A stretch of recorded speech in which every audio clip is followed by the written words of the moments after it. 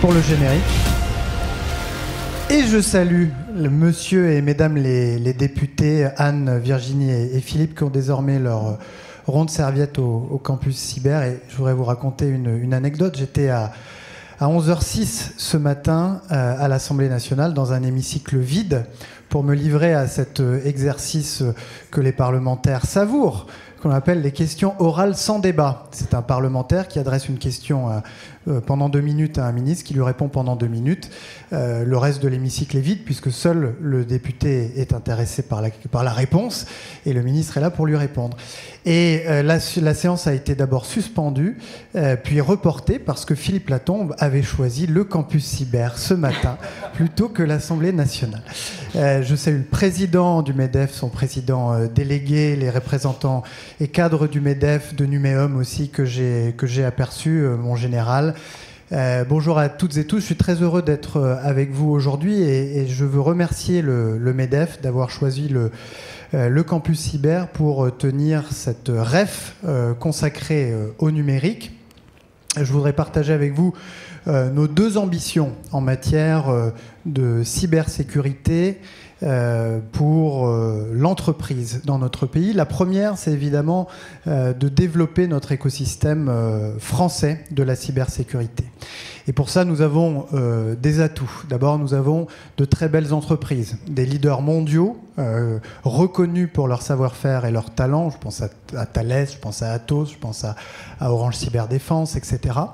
Nous avons un écosystème de start-up dont les solutions sont à l'état de l'art et commencent à être connues dans le monde entier. Je le disais tout à l'heure, à l'heure du déjeuner, parmi les grandes collectivités, établissements hospitaliers qui ont le mieux résisté aux attaques ces derniers mois, certains s'étaient dotés d'EDR, d'Arfangla qui est juste derrière nous, mais aussi de Tetris, une start-up scale-up française qui vient de faire son entrée dans le French Tech 120. Nous avons un lieu écosystémique, c'est ce campus cyber, où les entreprises, les centres de formation, les représentants des forces, des ministères de l'Intérieur et des armées, tout le monde se retrouve pour collaborer et développer des solutions en commun. Nous avons des entreprises, nous avons un vaisseau amiral, un lieu. Je n'ai pas salué Michel Vandenberg parce que je ne le vois pas, mais je suis sûr qu'il est quelque part par ici. En tout cas, je le remercie pour son accueil et pour tout le travail qu'il mène au service de cet écosystème. Et puis enfin, nous avons un plan. Et ce plan, c'est le président de la République qui l'a lancé dans le cadre de France 2030 avec une stratégie d'accélération consacrée à la cybersécurité. France 2030, c'est le plan d'investissement de 54 milliards d'euros qui doit permettre à la France de conquérir son autonomie dans des domaines technologiques clés pour demain, pour l'avenir de la nation.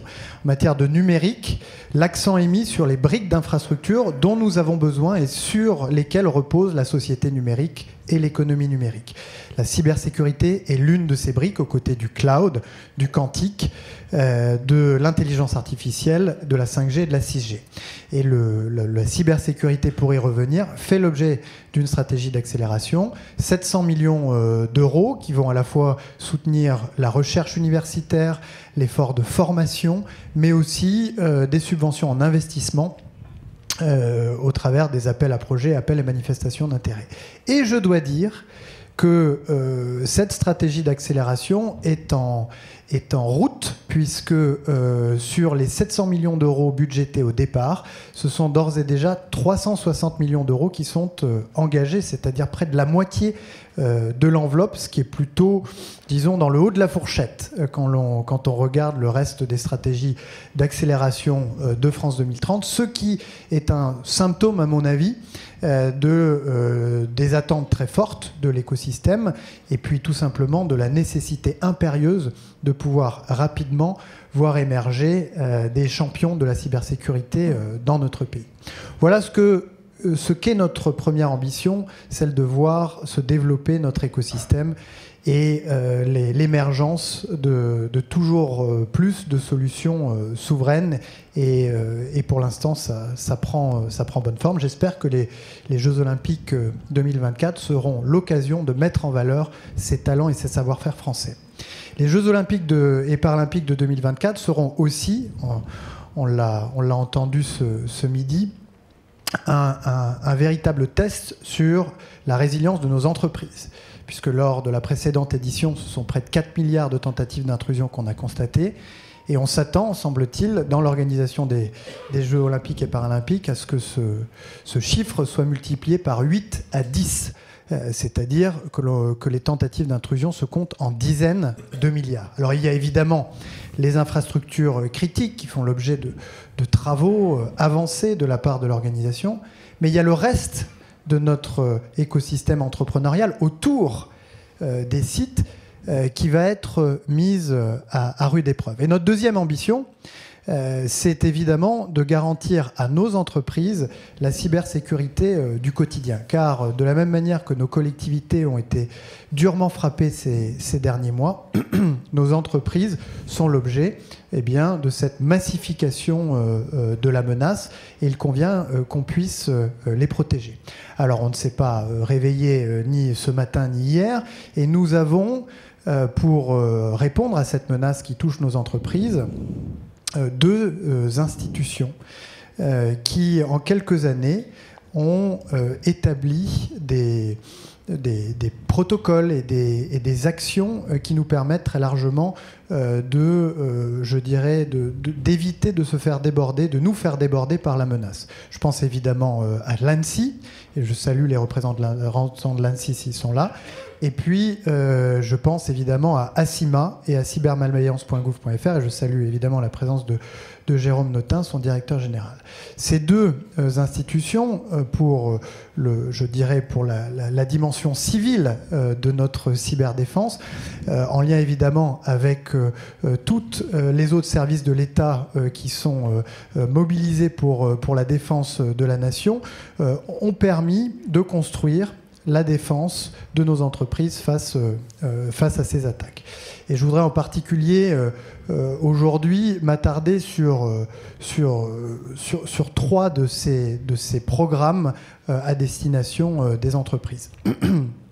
Le premier de ces programmes, qui a été piloté par le MEDEF en coordination étroite avec ACIMA, cybermalveillance, et avec l'ANSSI, c'est l'alerte cyber. Qu'est-ce que c'est l'alerte cyber ? Eh bien, c'est l'idée que lorsqu'une entreprise est attaquée, qu'elle puisse faire expertiser par cybermalveillance et par l'ANSSI la nature de l'attaque. Et si l'attaque est suffisamment sérieuse, eh bien que avec le MEDEF et avec les autres organisations patronales, que l'alerte puisse être sonnée dans les réseaux d'entreprises à travers tout le pays. C'est une initiative qui a commencé en 2021 et dont nous sommes très satisfaits puisque 20 mois après son lancement, ce sont 9 failles de sécurité significatives qui ont été détectées et qui ont pu être communiquées à 3,5 millions d'entreprises sous 48 heures, leur permettant de se protéger avant d'être elles-mêmes les cibles de ces attaques. C'est donc un formidable bouclier qui a été mis en place grâce à la coopération entre les organisations patronales et le cybermalveillance et l'ANSSI. L'initiative, je dirais, a séduit au-delà de Bercy, puisque c'est l'Association des maires de France qui est rentrée dans le dispositif pour que cette alerte puisse aussi être communiquée auprès des 34 000 communes de France. Encore une nouvelle protection pour nos collectivités. Et nous annonçons conjointement aujourd'hui un renforcement très significatif du dispositif. Et je veux remercier les représentants de BFM Business qui sont présents avec nous et qui détailleront tout à l'heure, aux côtés de Christian, le détail de cette initiative, puisque l'alerte cyber sera désormais communiquée sur l'antenne de BFM Business, ce qui démultipliera les canaux d'information à destination des entreprises lorsqu'une attaque sévère survient. Je crois qu'on peut vraiment... D'abord, c'est la démonstration qu'il arrive que l'État, les organisations patronales et parfois même les médias arrivent à travailler de concert au service de nos entreprises. Je veux surtout remercier le MEDEF, les organisations patronales et BFM de se mouiller d'engager des efforts et de l'énergie et du temps pour la défense de l'entreprise, et je crois qu'on peut les applaudir pour cela.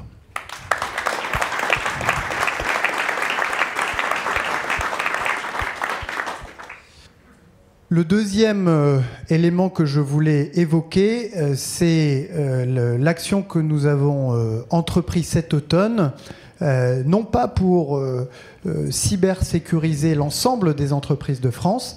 Je vous le dis tout de suite, ça n'est pas le rôle de l'État, et je crois qu'il faut que la prise de conscience se fasse chez les chefs d'entreprise, qu'il y a, comme chez tous les particuliers et dans toutes les collectivités, une forme de responsabilité qui est celle de chacun d'adopter les gestes barrières et l'hygiène numérique qui garantissent la cybersécurité du quotidien. Ceci étant dit, l'action de l'État est nécessaire lorsque, vous le savez, émergent des failles de marché que le marché lui-même ne sait pas résoudre. Et c'est la raison pour laquelle, considérant que certaines entreprises étaient trop petites pour disposer d'équipes de SOC en capacité de faire échec à des attaques, mais suffisamment grandes pour faire peser sur leur chaîne de production, sur leurs fournisseurs, sur leur grand donneur d'ordre, une menace si elles étaient attaquées, que nous avons décidé d'accompagner 750 PME et TPE des secteurs visés par la directive Nice 2 qui sont stratégiques pour la vie économique et sociale de la nation. Nous avançons sur ce programme que j'avais eu l'occasion de lancer il y a quelques mois et devrions être prêts au mois de juin pour accueillir les candidatures des PME, pardon, j'ai dit PME et TPE, c'est PME et ETI qui seront concernés et qui pourront bénéficier de ce parcours de cybersécurité qui ressemble au parcours de sécurité qui ont été administrés, si l'on peut dire, aux grandes collectivités et grands établissements publics et qui commencent aujourd'hui à produire leurs effets, puisqu'on voit certaines attaques avoir des conséquences beaucoup moins importantes que celles qu'on a connues au deuxième semestre 2022.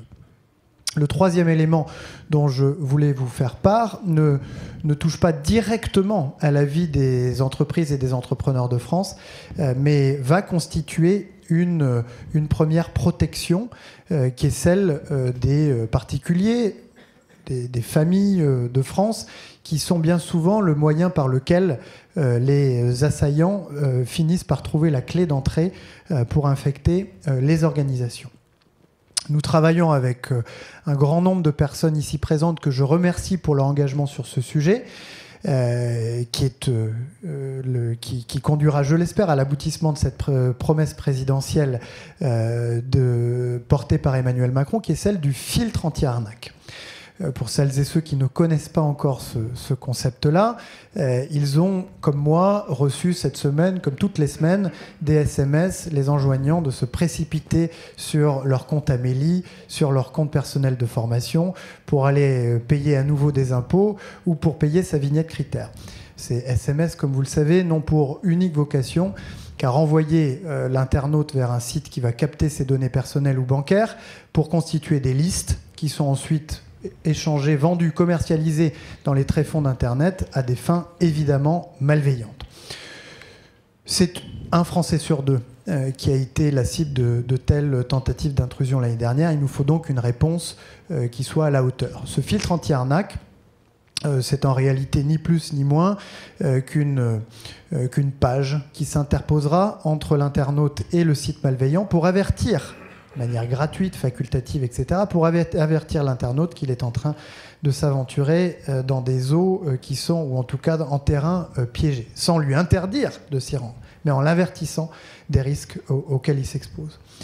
Et puis en parallèle de ce filtre anti-arnaque, et j'en finirai par là, sur une initiative parlementaire, l'Assemblée nationale a adopté il y a quelques mois, dans le quinquennat précédent, le principe du cyberscore. Le cyberscore est un indicateur visant les sites les plus utilisés par les Français, qui indiquera le niveau de protection des données personnelles qui y sont versées sur le même modèle que le Nutri-Score, qui indique les qualités nutritives des produits dans les rayons de supermarché.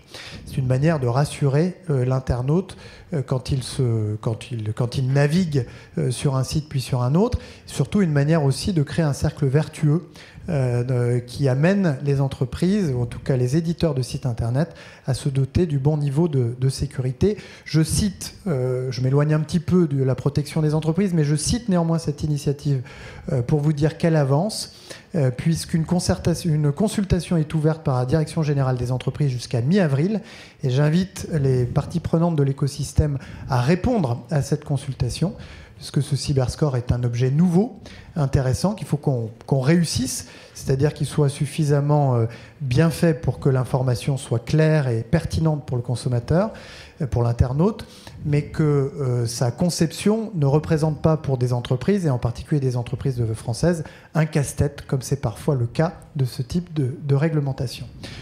Les choses avancent. Je vous remercie toutes et tous pour votre mobilisation. Nous avons l'année prochaine un grand rendez-vous, je l'ai cité, celui des Jeux Olympiques et Paralympiques 2024. Et nous avons l'occasion de faire de ce rendez-vous une très belle opportunité pour valoriser tout ce que nous avons fait et ce que nous voulons faire pour la cybersécurité dans notre pays. Merci beaucoup. Je vous invite à... Gardez le micro, Monsieur le Ministre, gardez le micro, parce qu'on va s'arrêter un peu plus longuement sur cette annonce, notamment de cet élargissement de l'alerte cyber, si vous le voulez bien. Elle est donc musclée, hein, puisqu'elle devient médiatique, et ça c'est important. Elle a vocation à être étendue peut-être aussi, comme sur le modèle qu'on connaît tous de l'alerte enlèvement. Vous avez parlé de 9 failles, de 3,5 millions d'entreprises. L'élargir, c'est aussi protéger davantage d'entreprises ? Alors, je ne veux pas parler à la place de ceux qui ont en réalité la paternité de ce dispositif. Mais je veux quand même saluer plusieurs des choix qui ont été faits et qui expliquent sans doute le succès de cette initiative. Le premier choix, c'est de confier la main aux entreprises et d'utiliser ou de mettre à profit le réseau des entreprises, celui des organisations patronales, pour diffuser ces messages le plus rapidement possible. Et quand on a travaillé sur les politiques publiques à destination des entreprises, on sait que ce n'est pas l'État qui peut informer en temps réel les entreprises de France de dispositifs vers lesquels elles peuvent se tourner. Il faut donc se tourner vers les acteurs et les réseaux entrepreneuriaux, et je pense que c'est une des raisons qui explique le succès de l'initiative. La deuxième, à mon avis, c'est d'avoir restreint, si l'on peut dire, les attaques signalées à celles qui sont d'une sévérité suffisamment importante. Pourquoi ? Parce que si on relayait par ces canaux-là toutes les attaques dont font l'objet les entreprises de France, alors les boîtes mail des chefs d'entreprise seraient spammées constamment. Et donc, les partenaires, et je pense en particulier à Annecy et Cybermalveillance, ont considéré qu'il fallait respecter un certain nombre de critères. Et je pense que c'est la bonne manière de procéder, c'est-à-dire que l'initiative n'a pas pour vocation d'informer les chefs d'entreprise de toutes les attaques possibles, mais de celles qui sont les plus sévères et qualifiées comme telles par l'Annecy et Cybermalveillance. Ensuite, ce que vient apporter cette collaboration avec BFM Business, eh bien, c'est une amplification de l'information qui va arriver probablement au chef d'entreprise avant même qu'il ait eu le temps de consulter son adresse mail. Et de ce point de vue-là, on va gagner en efficacité. Ça ne va pas changer le type des attaques qu'on va signaler, mais la rapidité avec laquelle les chefs d'entreprise vont pouvoir réagir. On évoquait ce matin le retour de la souveraineté industrielle qui est prévue notamment avec France 2030, et vous en avez dit un mot tout à l'heure. C'est vrai qu'elle passe par l'émergence de champions tricolores dans le domaine du numérique et donc de la cybersécurité. La France a prévu, et vous en avez parlé, un soutien financier. Hein. On a vu que l'argent était là et commençait à être déployé. De quoi est-ce que nous manquons aujourd'hui pour que finalement ces futures licornes elles apparaissent, et comment faire en sorte finalement que les solutions françaises soient choisies plutôt que d'autres qui trustent aujourd'hui parfois le marché? C'est une très bonne question. Je pense que France 2030 est un magnifique outil pour développer notre écosystème, mais que ce que nos entreprises attendent, en cybersécurité comme dans d'autres domaines, c'est de la commande publique et de la commande privée. J'ai donc demandé à la mission French Tech de concevoir pour l'année qui vient, et je l'espère pour les années à suivre, un plan qui vise à développer le réflexe French Tech.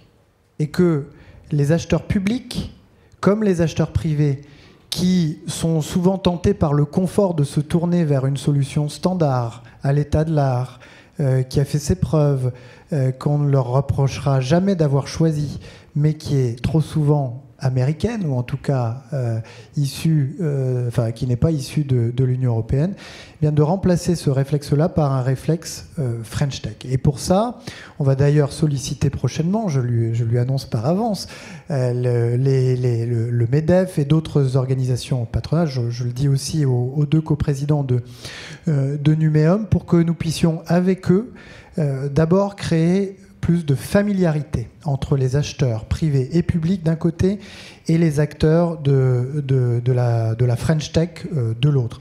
Le MEDEF, la REF, a commencé à le faire l'été dernier en ouvrant une scène dédiée pour les licornes. On voudrait aller encore plus loin et favoriser les échanges, parce que c'est par la familiarité qu'on pourra créer, ou que se nourront des partenariats et des relations commerciales.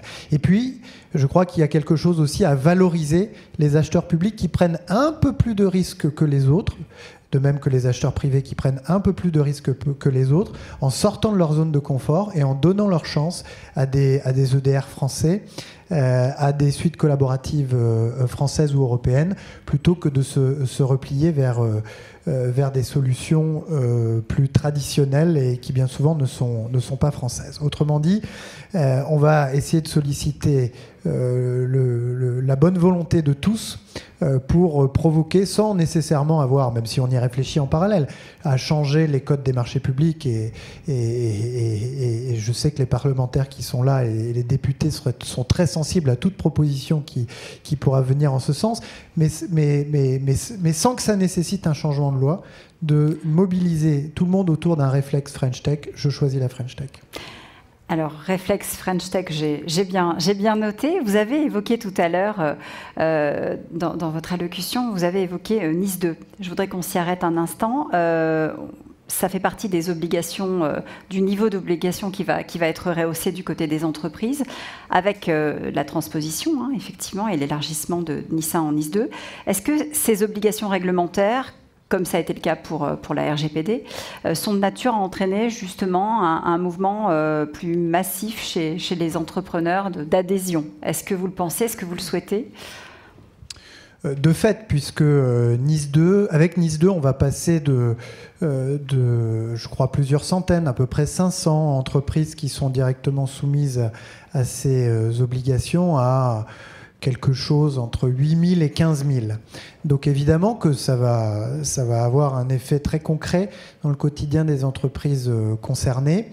D'ailleurs, il faudra qu'on discute, puisque ça arrive quand même assez vite, de la manière dont on s'assure, en lien avec les organisations patronales, les réseaux consulaires, que tout le monde est bien armé pour se mettre en règle dans les temps. Je pense que ça va y participer, mais nous n'avons pas que 15 000 entreprises à protéger, nous en avons plus de 3 millions. Et donc, je dirais que ce travail ne va pas s'arrêter à Nice 2. On est en train de discuter du contrat d'objectifs et de performance des chambres de commerce. Je souhaite pour ma part qu'elles conservent cet objectif de diagnostic numérique auprès de 100 000 entreprises à peu près par an, ce qu'elles ont fait ces dernières années, en l'orientant notamment vers les questions de cyber, sans nécessairement aller jusqu'à du conseil à l'équipement logiciel, mais simplement quelques points de vérification sur l'état de protection et d'hygiène basique en matière numérique, notamment des petites entreprises de France. Merci, Monsieur le Ministre. Je